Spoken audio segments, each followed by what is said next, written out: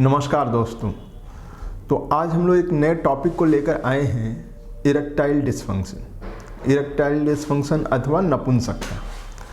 यह अगर आप सेक्स समस्या की बात कर दें तो यह एक सबसे कॉमन समस्या है, नपुंसकता। नपुंसकता का मतलब इनएबिलिटी टू इरेक्शन, मतलब सेक्स करते वक्त लिंग का खड़ा नहीं होना अथवा लिंग में इतना टाइटनेस नहीं होना कि आप सेक्स कर सकें। यह दो चीज़ें मुख्य रूप से नपुंसकता में देखी गई है। इसके अलावा सेक्स करने का मन नहीं होना या लॉस ऑफ लिबिडो जिसे हम लोग बोलते हैं। तो यह क्यों होता है, अगर आप कॉज के बारे में जानने की कोशिश करेंगे तो most of the time medical problems की वजह से होते हैं।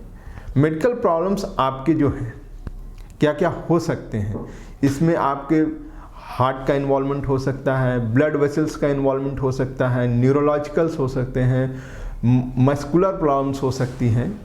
जो मुख्य रूप से अगर हम देखें तो हार्ट प्रॉब्लम्स, वैल्वुलर हार्ट डिजीज हो सकते हैं, डायबिटीज़, हाइपरटेंशन, ओबेसिटी। इसके अलावा neurological problems like multiple sclerosis हो सकता है, पार्किंसंस डिजीज हो सकते हैं। और इसके अलावा अगर हम लोग देखें तो स्लीप डिसऑर्डर्स हो सकता है, हार्मोनल प्रॉब्लम्स हो सकती हैं, ओबेसिटी की प्रॉब्लम्स हो सकती है। अगर हम साइकोलॉजिकल की बात करें तो डेफिनेटली स्ट्रेस एक बहुत बड़ा फैक्टर हो सकता है। एंग्जाइटी, परफॉर्मेंस एंग्जाइटी जो होती है वो हो सकती हैं। इसके अलावा अगर आपको डिप्रेशन है तो भी इन समस्याओं का जन्म हो सकता है। इस तरह की समस्याएं आपको हो सकती हैं। तो इरेक्टाइल डिस्फंक्शन क्यों इम्पॉर्टेंट है जानना या इसको ट्रीट करना, क्योंकि ये आपके मैरिटल लाइफ का एक बहुत इम्पॉर्टेंट पार्ट होता है, सेक्सुअल लाइफ।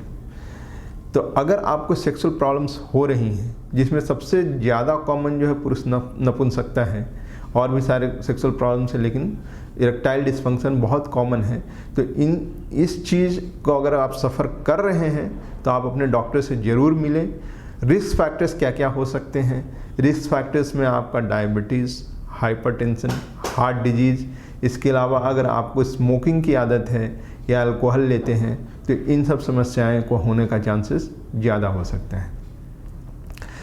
अगर आप ट्रीटमेंट की ओर जाते हैं तो ट्रीटमेंट मुख्य रूप से आपके एक लाइफस्टाइल मॉडिफिकेशन एंड दूसरा ट्रीटमेंट आपका मेडिकल मैनेजमेंट, ये दो चीज़ें होती हैं।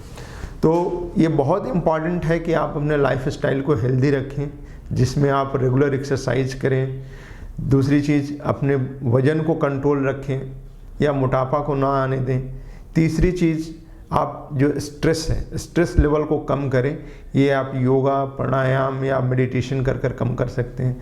इसके अलावा साउंड स्लीप एक बहुत ही इम्पॉर्टेंट है। तो आप अपने वर्किंग आवर्स को इस तरह से रखें कि आपको एक प्रॉपर स्लीप मिल सके।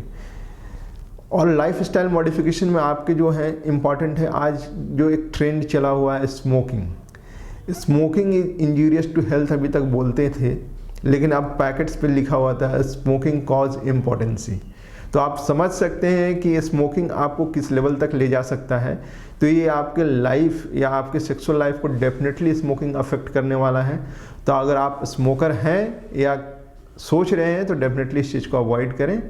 इसके अलावा अल्कोहल का भी रोल है, जो आपके जो सेक्सुअल डिजायर है उसको कम करता है और सेक्सुअल इरेक्टाइल डिस्फंक्शन जैसे चीज़ों को प्रमोट करता है या पैदा करता है। तो इन सब चीज़ों को आप फॉलो करके अपने लाइफस्टाइल में चेंज करके इरेक्टाइल डिस्फंक्शन को कम कर सकते हैं या इससे छुटकारा भी पा सकते हैं। अगर इन सब चीज़ों से फ़ायदा नहीं होता है या इसके बाद भी आपको इरेक्टाइल डिस्फंक्शन की प्रॉब्लम रहती है तो आप अपने डॉक्टर को ज़रूर कंसल्ट करें, क्योंकि आपको हो सके कोई मेडिकल प्रॉब्लम्स हो जिसकी वजह से ये चीज़ें हो रही हो। तो हम लोग उन सब चीज़ों को हिस्ट्री एंड जो डायग्नोसिस है आपका जांच कराने के बाद पता कर उसके हिसाब से हम लोग मेडिकेशंस देते हैं। और कुछ मेडिकेशंस हैं जिनको देकर हम इरेक्टाइल डिस्फंक्शन को ठीक कर सकते हैं। तो अगर आपको किसी भी तरह की दिक्कत हो, इन समस्या से जूझ रहे हों, तो आप अपने यूरोलॉजिस्ट या डॉक्टर से ज़रूर मिलें। धन्यवाद।